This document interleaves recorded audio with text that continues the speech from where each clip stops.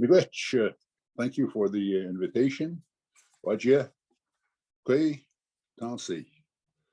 Allow me to thank you for the invitation to make a presentation before this national virtual conference. I also wish to thank the organizers for allowing me the opportunity to be with you virtually today. So het naast nog is weet wie Shamia, is beetje doimia is die hem door de man jo. Dan how is speed die moon in de height die dat zo op no dat uit Quebec. Before we begin, I would like to show you the area that this presentation focuses, my homeland, Iwisi. You will see in the map there from the 49th parallel up to the 55th parallel, that is Iwisi or the Cree territory. The dark red are reserved lands for the Cree communities. Pink is a special category 2 land that allows us exclusive rights to hunt, fish, and trap. And all in white is category 3. The Crees have the right to hunt, fish, and trap, as well as to participate in development. Development can take place in the area designated in white. The Cree Nation of the USC counts more than 18,000 Utes or Cree. It is a territory covering close to 400,000 square kilometers, roughly the size of California. It has a vast territory, home to 9 Cree communities. Moving beyond symbolism. Why move beyond symbolism? Well, we tend to view agreements from 10,000 feet in the air from the highest levels of what they mean for a territory. There is a tendency to view them in a legal context or from a purely monetary perspective. What can get lost in this high-level discussion is that negotiations and what springs from it has the ability to impact the everyday lives of people, to make their lives easier, safer, and to protect the fundamental rights, as well as the right to maintain and live one's culture. To understand how industry like telecom have developed in the USC, it is useful to understand the history of agreements and how they are set the stage for governance, as well as outline Cree control over development in the territory. The James Bay and Northern Quebec Agreement, as well as the recent La Paix de Brave Agreement of 2002, both set out broad provisions establishing Cree control over how justice, education, economic development, etc., are implemented in the territory. As an agreement, it has established many of the organizations that oversee those files in the territory. Section 12 also touches on the powers to establish and control broadcast facilities. Path to governance.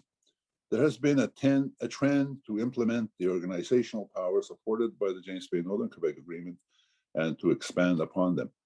This escalating trend to self-governance and greater autonomy creates a strong impetus for telecom development. The result of governance is shown on this slide. Beyond living in modern towns, with all of those needs, the Crees have broad control over education, health, police, local governments, and infrastructure. We have the ability to create laws. We carry the responsibility to maintain many aspects of public safety. We have increasing autonomy and the right to self-determination. Every element of our requires connectivity and the ability to communicate with our people. But while the agreements work towards self-determination, the world did not sit still. Progress and innovation have continued at a quicker pace. We expect content to be available in a digital format. We exist in our rural part of the world, and telecommunications development gaps need to be addressed. But a strong foundation of agreements and negotiation allows us to address these challenges through partnership and innovation. So it is useful to understand what we have built so far to connect our people, organizations, and businesses to the digital world as well as allow for the communication of our unique local and regional realities in the language of our people.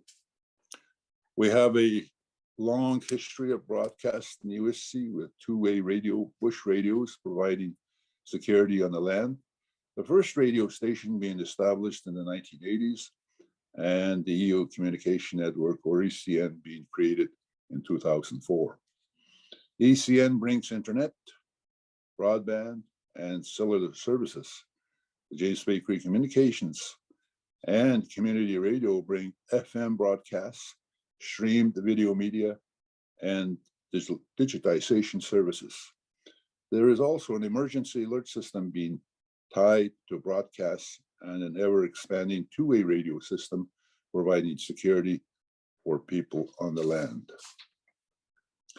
Established through Cree governance as a partnership with regional governments, EU Communications established the fiber optic infrastructure that brings modern connectivity to EUSC. As you can see, the line in red is the fiber optic network. EUSC has fast internet speeds up to 1 gigabyte per second and connectivity that is not typical of rural Canada. The map shows the coverage of fiber optic in the territory, providing access to the majority of Cree and Jameson communities, as well as connectivity on major roadways. There is a long history of Cree broadcast in USC. This is an acknowledgement that the maintenance of language and culture requires representation within the media space. There is also growing public service announcement need. While these organizations are rooted in radio, they carry the mandate to expand into all domains of multimedia, whether they be video, web, or whatever is to come. The wide availability of connectivity offers substantial opportunity to provide entertainment, news, and public information for our people in their own language. A reading of the different services offered by ECN and the James Bay Cree Communication Network is that for the JBCS, Cree Regional and Community Broadcast, digitalization and web communications, live streaming and video production, broadcast systems, design and support. Let me just make a smaller comment that the James Bay Cree Communication Network had broadcast in all of the Cree communities. Also, they carry the streaming of public meetings as well as political meetings of the Cree Nation. On the other hand, ECN has high-speed connectivity to residential and business, phone services and television, future cellular and mobile data, technical and infrastructure services. These are the different services offered by CN.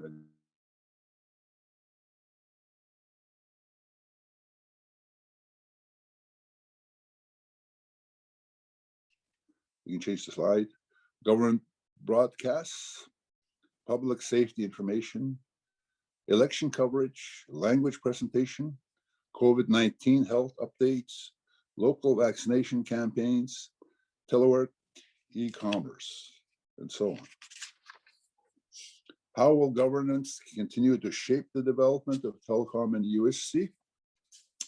The foundation of agreements that exist within the USC forms a strong basis to continue the development of the USC and to leverage the opportunities afforded to us through telecom.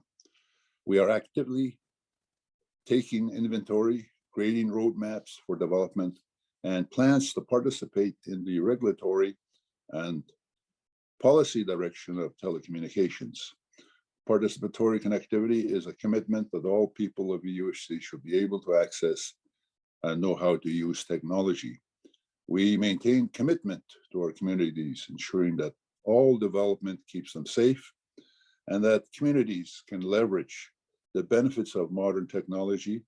We expand media so that the important messages of the USC are able to reach our people on whatever platform they choose, in the language they are most comfortable. So we return back to the start of the presentation. What does it mean to move beyond symbolism in negotiations? It is an understanding that we seek the tools to implement agreements and bring benefit to the territory, to make sure people have the tools to participate in the modern economy, and make sure communications tools protect, promote, and preserve our culture.